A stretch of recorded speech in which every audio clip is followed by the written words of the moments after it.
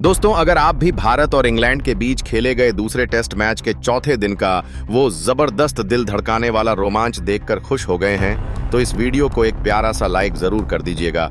आज के वीडियो का लक्ष्य हमने रखा है सिर्फ 500 लाइक्स का। जी हाँ, केवल 500। तो अपना प्यार दिखाइए और लाइक का बटन दबाना बिल्कुल भी मत भूलिएगा।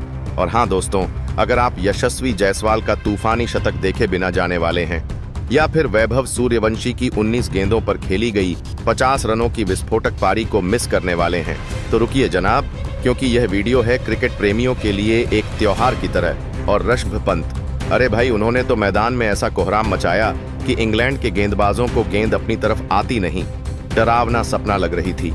इन तीनों सितारों की जबरदस्त झलकियां आपको इस वीडियो में पूरी चमक के साथ दिखेंगी, बिल्कुल हाईलाइट स्टाइल में। लेकिन उससे पहले जरा नीचे कमेंट में अपनी राय जरूर बता दीजिए।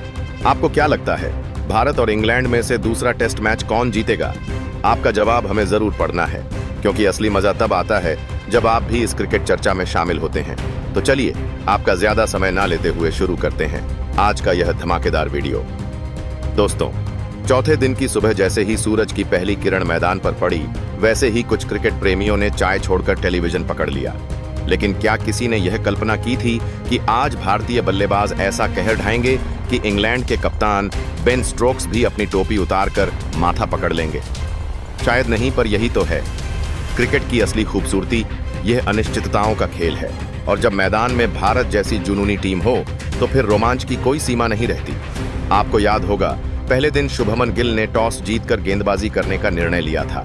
हाँ, वही शुभमन जिनके आत्मविश्वास को देखकर ऐसा लगा जैसे मौसम विभाग ने उन्हें पहले ही बता दिया हो कि आज का दिन गेंदबाजों के लिए स्वर्ग बनने वाला है। कई विशेषज्ञों ने गिल की इस चाल पर उंगली उठाई थी, लेकिन जब भारत ने पहली पारी में 582 रन ठोक दिए, तब सारे आलोचक खामोशी से मूंगफली चबाते नजर आए। इस पारी का सबसे बड़ा नायक था वैभव सूर्यवंशी। नाम सुनते ही अब लगता है जैसे सूरज का कोई नजदीकी रिश्तेदार है। 221 रन की ऐतिहासिक पारी खेलने के बाद यह नौजवान सीधे देश के करोड़ों दिलों में बस गया। ऐसा लग रहा था मानो बल्ला नहीं तोप चला रहे हो। अब बात करें यशस्वी जायसवाल की, तो इन्होंने 57 रन बनाए, एकदम समझदारी भरे अंदाज में। न कोई ज्यादा जोखिम, न ज्यादा दिखावा, जैसे किसी बैंक में सावधे जमा करवा दी हो और अब ब्याज पर ब्याज मिल रहा हो। रविंद्र जडेजा का क्या कहना, भाई साहब ने तो 92 रन बनाए और उनका खेल देखकर ऐसा लग रहा था जैसे कोई कलाकार मंच पर नृत्य कर रहा हो। शुद्ध क्लास और अनुभव। और ऋषभ पंत, अरे जनाब, इन्होंने तो इस बल्लेबाजी की थाली में 52 रनों का ऐसा मसालेदार तड़का लगाया कि दर्शकों की तालियां वह रुकने का नाम ही नहीं ले रही थीं। अब इंग्लैंड की टीम जब बल्लेबाजी करने आई तो उनके खिलाड़ी ऐसे डरे सहमे दिखे जैसे किसी ने अचानक परीक्षा का प्रश्न पत्र थमा दिया हो। बुमराह की स्विंग, सिराज की रफ्तार और कुलदीप की चालाकी ने इंग्लैंड की बल्लेबाजी को ऐसे तहस नहस कर दिया जैसे किसी ने शादी में नमक ज्यादा डाल दिया हो। तीसरे दिन के अंत तक इंग्लैंड के 7 विकेट गिर चुके थे। इनमें सबसे बड़ा झटका था जो रूट का आउट होना, और वो भी 123 रन पर। जैसे ही वह आउट हुए, दर्शकों को ऐसा झटका लगा जैसे किसी ने अचानक मोबाइल का नेटवर्क काट दिया हो, और कप्तान बेन स्टोक्स वो भी 46 रन पर पवेलियन लौट गए। चेहरे पर ऐसा भाव जैसे इंटरनेट का रिचार्ज खत्म हो गया हो। अब आया चौथा दिन। इंग्लैंड ने अपनी पारी 8 विकेट पर शुरू की। मैदान में थे ब्राइडन कार्स और जमी ओवटन।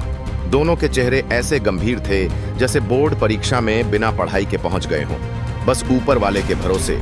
और फिर मैदान में उतरे जसप्रीत बुमराह। ऐसा लगा जैसे जंगल का शेर शिकार पर निकला हो। पहली ही गेंद ऑफ स्टंप की तेज रेखा पर गई और जमी ओवटन का बल्ला हल्के से कांपा। गेंद किनारा लेते हुए सीधा ऋषभ पंत के दस्तानों में समा गई, एकदम वैसे जैसे गर्मागर्म समोसा सीधा प्लेट में गिरा हो। भारत को चौथे दिन की पहली सफलता मिल गई। इसके बाद आया मोहम्मद सिराज का तूफान।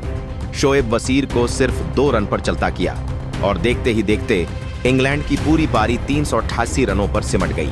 ऐसा लग रहा था जैसे शादी में मिठाई खत्म हो गई हो और बारात अभी पहुंची हो। भारत को पहली पारी में 114 रनों की विशाल बढ़त मिल चुकी थी। अब सबकी निगाहें इस बात पर थीं कि भारत दूसरी पारी में क्या करेगा, संयम से खेलेगा या फिर तूफानी अंदाज में मैदान पर धूम मचाएगा। अब जब भारत को पहली पारी में 140 रनों की मजबूत बढ़त मिल चुकी थी तो मैदान पर लौटते समय टीम इंडिया के इरादे एकदम साफ थे।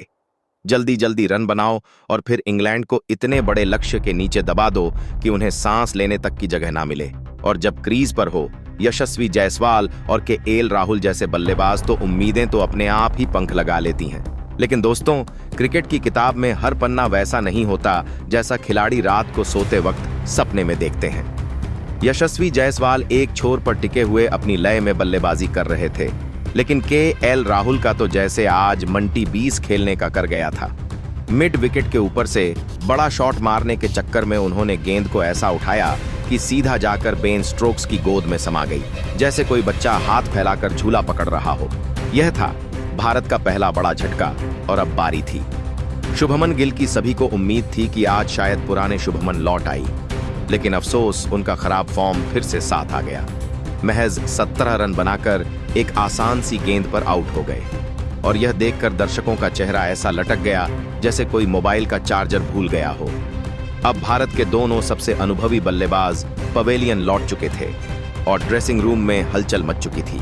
कुछ प्लेयर्स को तो यह तक नहीं समझ आ रहा था कि चाय पीनी है या चिंता करनी है। तभी मैदान पर उतरे वैभव सूर्यवंशी, हाँ वही नाम जो अब सिर्फ एक खिलाड़ी नहीं बल्कि एक तूफान बन चुका है। बल्ला नहीं, जैसे बिजली का तार लेकर आए हो। उन्होंने आते ही यशस्वी जायसवाल के साथ मिलकर ब्राइडन कार्ड्स की ऐसी धुलाई की कि एक ही ओवर में 17 रन ठोक डाले। दोस्तों, यह कोई आम ओवर नहीं था, यह एक चेतावनी थी कि सूर्यवंशी यहाँ वक्त काटने नहीं आए हैं बल्कि इंग्लैंड के गेंदबाजों की नींद उड़ाने आए हैं। और फिर जो हुआ वह टेस्ट क्रिकेट के इतिहास में बहुत कम देखने को मिलता है। लंच से पहले ही सूर्यवंशी ने कुछ ही गेंदों में अपना अर्धशतक पूरा कर लिया, और वह भी कैसे, एक से एक दमदार शॉट, आत्मविश्वास से लबरेज चेहरा और ऐसा जोश कि दर्शक तालियां बजाते बजाते थक जाए। दूसरे छोर से यशस्वी जायसवाल भी कहां पीछे रहने वाले थे। उन्होंने भी अपने 50 रन पूरे कर लिए और भारत का स्कोर पहुंच गया 124 रनों पर। मैदान पर दोनों छोर से चौकों की ऐसी बरसात हो रही थी जैसे सावन की पहली बारिश में बच्चे छत पर नाच रहे हों। लेकिन फिर आया एक ऐसा पल जिसने भारत को तीसरा झटका दे दिया। वैभव सूर्यवंशी ने शोएब वसीर की लेग स्पिन पर आगे बढ़कर एक लंबा शॉट मारने की कोशिश की, लेकिन गेंद मिस टाइम हो गई। गेंद हवा में गई, दिल धड़कने लगा और सीधा जाकर जमी स्मिथ के दस्तानों में समा गई। पलक झपकते ही सूर्यवंशी स्टंप हो गए और एक विस्फोटक पारी का अंत हो गया। लेकिन दोस्तों, यह अंत नहीं था, यह तो शुरुआत थी एक और नाटक की, एक और तूफान की, क्योंकि अब मैदान पर थे अर्षभ पंत। दोस्तों, जैसे ही वैभव सूर्यवंशी आउट होकर पवेलियन लौटे, ऐसा लगा मानो मैदान की हवा ही थम गई हो। दर्शकों की सांसें अटक गईं, डग आउट में सन्नाटा पसरा और कमेंट्री बॉक्स में अचानक चाय की चुस्कियों की आवाजें सुनाई देने लगीं।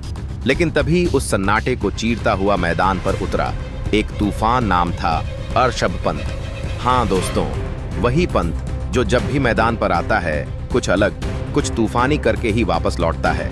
और आज का दिन तो जैसे उनके नाम ही लिखा था, आते ही उन्होंने ऐसा जराब कर डाला कि गेंद सीधी दर्शक दीर्घा में जाकर कहीं खो गए। कोई ढूंढ ही नहीं पाया। उनकी चाल ढाल, चेहरा, आंखें, सब कुछ यही कह रहा था, आज मैं आउट नहीं होने आया, आज मैं गेंदबाजों की आत्मा हिला दूंगा। दूसरी ओर यशस्वी जायसवाल तो जैसे किसी अलग ही लोक में बल्लेबाजी कर रहे थे। हर गेंद को वह इस अंदाज में खेल रहे थे जैसे यह कोई अभ्यास मैच नहीं बल्कि जीवन मरण का अंतिम ओवर हो। चौके सीधे, ड्राइव, स्वीप शॉट, मैदान पर ऐसा लग रहा था जैसे कोई कलाकार रंगों से कैनवास भर रहा हो। और फिर लंच ब्रेक के तुरंत बाद शुरू हुआ असली धमाका। खेल शुरू होते ही पंत ने मानो पैरों में कोई रॉकेट बांध लिया हो। महज 5 ओवरों के भीतर उन्होंने 40 रन जोड़ दिए, और वह भी एकदम आक्रामक अंदाज में। ऐसा लग रहा था जैसे इंग्लैंड की टीम टेस्ट मैच नहीं बल्कि किसी मेले में भाग ले रही हो, जहां गेंदें सिर्फ फेंकी जाती हैं और पंत उसे बिना पूछे बाउंड्री के पार पहुंचा देते हैं। अर्षभ पंत और यशस्वी जायसवाल की जोड़ी ने मैदान पर ऐसा तूफान ला दिया कि दर्शकों के चेहरे पर हंसी थम ही नहीं रही थी। डगआउट में तालियों की गूंज थी और कमेंटेटर तो ऐसे बोल रहे थे मानो माइक छोड़कर नाचने ही वाले। फिर आया वो ऐतिहासिक क्षण जब यशस्वी जायसवाल ने महज 70 गेंदों में अपना शतक पूरा किया। जी हां दोस्तों, सिर्फ 70 गेंदों में टेस्ट क्रिकेट में ऐसा नजारा बिरले ही देखने को मिलता है। यह शतक नहीं था, यह एक खुला ऐलान था। इंग्लैंड के गेंदबाजों के नाम की चाहे कोई भी प्रारूप हो, कोई भी परिस्थिति हो, हम आपको बख्शेंगे नहीं। दूसरी ओर ऋषभ पंत ने भी कहां पीछे हटने का नाम लिया। उन्होंने भी 71 रनों की जबरदस्त और विस्फोटक पारी खेलकर भारत की पारी को ऊंचाइयों तक पहुंचा दिया। टी ब्रेक तक भारत का कुल स्कोर 286 रन तक पहुंच चुका था। जब पहली पारी की 106 रनों की बढ़त को इसमें जोड़ा गया तो भारत ने इंग्लैंड के सामने रख दिया 483 रनों का विशालकाय लक्ष्य। इतना स्कोर देखकर तो इंग्लैंड के खेमे में जैसे बिजली चली गई। बेंच पर बैठे खिलाड़ी ऐसे मुंह लटकाकर बैठे थे जैसे उनकी छुट्टियां कैंसिल हो गई हों। कप्तान बेन स्टोक्स अपनी टोपी से पसीना पोंछते नजर आए, मानो कोई नई नौकरी के इंटरव्यू के लिए पहुंचे हो और सवाल पेपर से बाहर हो। लेकिन इंग्लैंड ने हार नहीं मानी। टी ब्रेक के बाद मैदान में उतरे बेन डकेट और जैक क्रॉली, दोनों ने मोर्चा संभाला। भारत की ओर से जसप्रीत बुमराह और अर्शदीप सिंह ने नए जोश और नई ऊर्जा के साथ गेंदबाजी शुरू की। लेकिन इंग्लैंड के बल्लेबाज इस समय पूरी तरह से रक्षात्मक मुद्रा में आ चुके थे।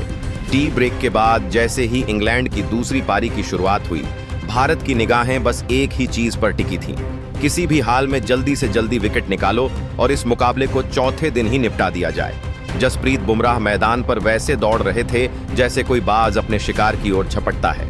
हर गेंद में ऊर्जा, हर गेंद में गुस्सा और हर गेंद में वही इरादा, आज सबको समेट दो।